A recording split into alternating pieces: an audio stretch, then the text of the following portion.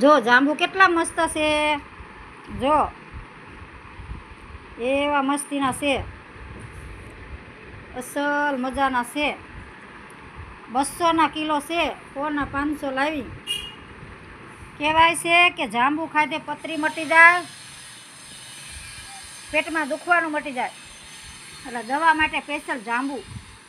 નાના છોકરાઓને પેટમાં દુખે તો જાંબુડાના ઠળિયા પહેલાંના ગઢિયા હાચવતા ડબ્બી ભરીને મૂકી દેતા.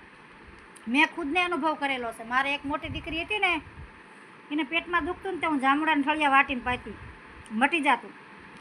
તો જો જાંબુ લાવ્યું, મને પેટમાં દુખતું હતું એટલે જાંબુડા લાવ્યું. પછી બીજું પેરું લાવી, એ 200ના કિલો, તો એ કિલો લાવી.